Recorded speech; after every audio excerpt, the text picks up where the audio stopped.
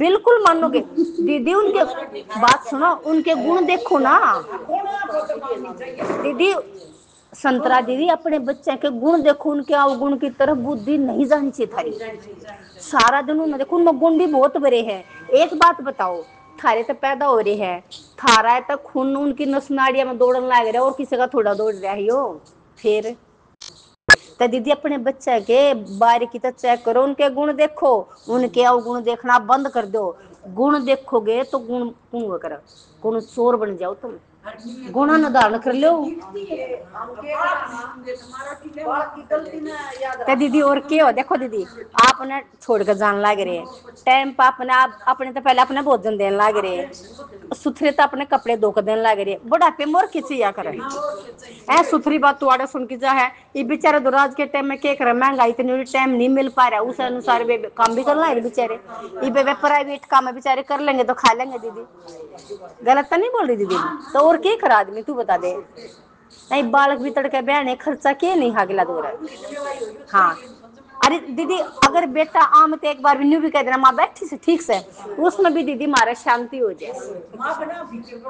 तो दीदी और क्या होया कर न्यू बता दो, तुम कल युग में इस तो फालतू सौरभ के युग न्यू बता दो।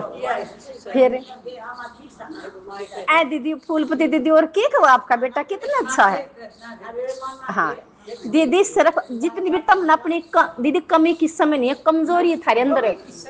कमी थारे में भी कमी कौन है, थारे में खाली कमजोरी है।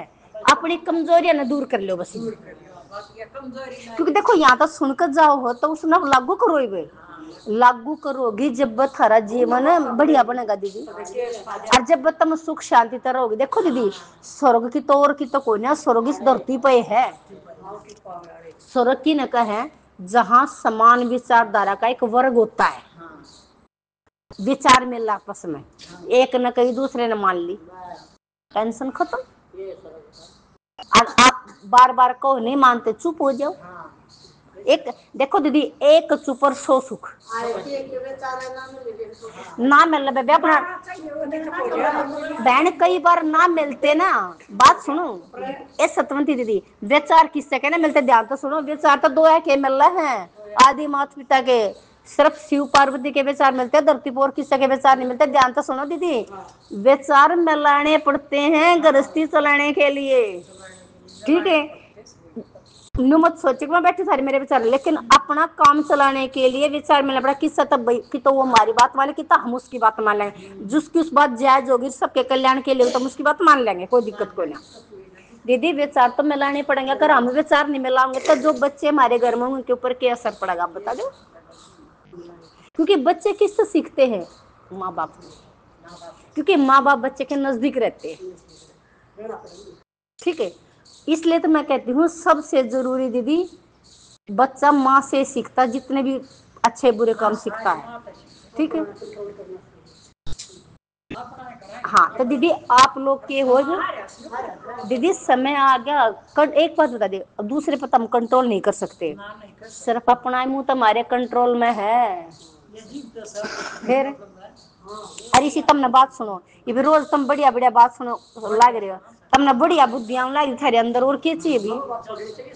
फिर जो दीदी पाछली बात गई ना, उन्हें छोड़ दो, न्यू सोचो मन आज तक ये करना है। दीदी नहीं बात सुनो सतवंती दीदी, ऐसा नहीं है एकदम, लेकिन दीदी दीदी मान ले कुछ परसेंट तो फर्क पड़ा है ना, ज्यादा नहीं तो कुछ परसेंट। मान ले किस समय 1% पड़ा है, किस समय 2 पड़ा है, किस समय 3 पड़ा है, कुछ तो फर्क पड़ने लग रहा। आप न्यू देखो, आज से 2 महीने पहले आपकी हालत के थी राज के, एकदम थारे कोई बात चलती एकदम याद आओगी, उसी टाइम आदमी चुप हो जाएगा दीदी। जो क्योंकि जो रोज सुनांगे दीदी हम, तो वह बात हमारे याद आवेगी ना, मेरा किस टाइम याद आ जाओ, जिस टाइम हो जाएगा उस टाइम काम हो जाएगा उसके ऊपर। किसी का तो बात जल्दी आ जाए, किसी थोड़ी लेट आ जाएगी, भाई इतना फर्क से दीदी। तो देखो दीदी इसमें क्या था, मुक्ति और जीवन मुक्ति। मुक्ति दीदी दुनिया के एक है, जितने भी बाहर ज्ञान सुनावे हैं ये किए करे हैं, अकबला मरने के बाद मुक्ति है दीदी। मुक्ति होया करे जीते जी, मरने के बाद की न देखा, आप बताओ की देखा कि मुक्ति हुई कि ना हुई दीदी? हमने तो नहीं बेरा, वो तो न्यू सोचा है वो तो न्यू सोचा मर गया भी मुक्त हो गया यो, क्योंकि वे सोचा क्योंकि जो शरीर का दुख था ना उसको मुक्त हो गया वो। लेकिन दीदी ध्यान सुनो, वह मुक्ति नहीं होती। मुक्ति की होती है जो फालतू फंड के जितने भी पाखंड है ना ये, इन तब मुक्त हो जाओ।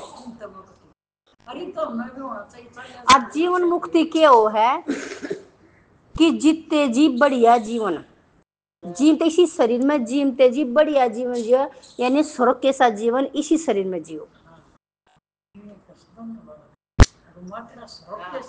बिल्कुल स्वर्ग के साथ की दीदी बात सुनो, मूर्ति दीदी, मूर्ति दीदी, मूर्ति दीदी, तेरी ड्यूटी पूरी होली, ताली कुंजी भगवान तो शॉप तम जानो थारा काम जानो दी, तन्ने क्या चाहिए? टाइम पर रोटी मिल जा, दुया और कपड़ा मिल जाए, तनाड़ा छोड़ जा, और इसका फालतू तेरे क्या चाहिए हिवाल गड़ी फिर? और बालक तन सारे मामा करन लागे रे उसका के लिए भी उन टोका मत तू, बस टोका गई तो वो नाच को लग, टोकना बंद कर देगा, समझ देखती रहे सबने। आराम तो कोई बात गणी है, गलत लगे तो आराम तो समझा दे, कोई मान जा तो भी ठीक से, नहीं मान जा तो भी ठीक ना, तो तू चुप हो जा दीदी बस, क्योंकि तेरे हाथ में और कुछ कोई ना, सिर्फ अपना ही मुंह बंद करना हाथ में, क्योंकि तो दूसरे को हम नहीं बार समझा सके, कोई मानना तो अगले की मर्जी ना मानना अगले की मर्जी दीदी। ते दीदी ने बारी पाखंडा तो मुक्त होना उसको मुक्ति कहते हैं, जैसे एक यो अंधभक्ति तो मुक्त होना है। दीदी एक बात बताओ मूर्ति दीदी, जीमते जी की तो आदमी सेवा पानी कर दे, ठीक है, उन्हें भक्ति कह ले चाहे पूजा कह ले, ठीक है ना। और दीदी जो मर गया है और फिर उसकी पत्थर की मूर्ति बना के उसकी हम पूजा कराने का हम सेवा कर रहा, दीदी वाह वाह भूत पूजा। अगर भूत पूजा करोगे तो भूत की योनि में जाओगे, वे सुन लो बात।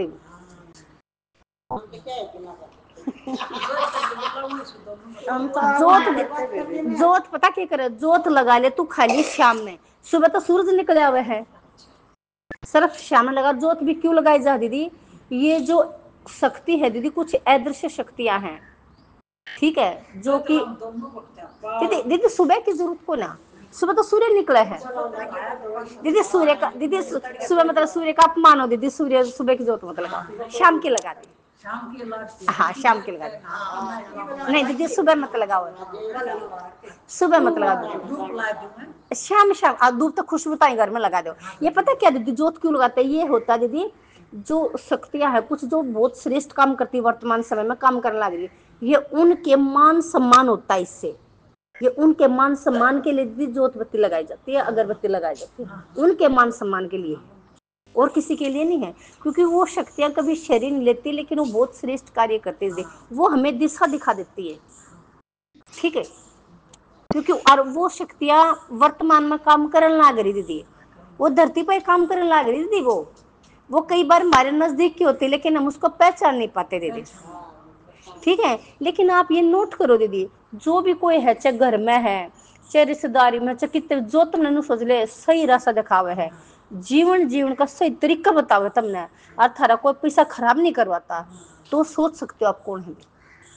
आगे तो अपना आइडिया लग गया, वो कहीं रिश्तेदारी में हो सकता है, तुम्हारा पड़ोस में भी हो सकता है, तुम्हारे घर में भी हो सकता ना बेरा, और बच्चे के द्वारा ब्रह्म ज्ञान आ जाए, क्योंकि जो दीदी भारत के है ना, जो सनातन धर्म की आत्मा है ना, बच्चे बच्चे के अंदर है ब्रह्म ज्ञान है दीदी, ठीक है, वो खाली हम भूल रहे, हाँ वो याद दिला जा रहा है सबको अब,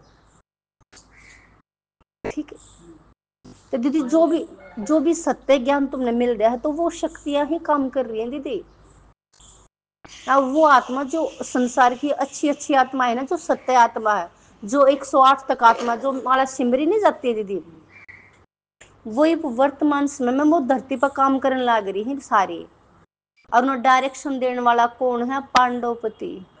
पांडवपति कौन है? शिव भगवान, ठीक है। और जो माताओं की वैजंती माला कौन है? गीता माँ, ठीक है। तो वो अपना काम करने लग रहे हैं सारे, तो वो नु है कि मतलब है इस जीमते जी मुक्त उसको तुम ये फालतू के पाखंड आते, ये फालतू के पाखंड कौन से? जो ब्राह्मण है ना,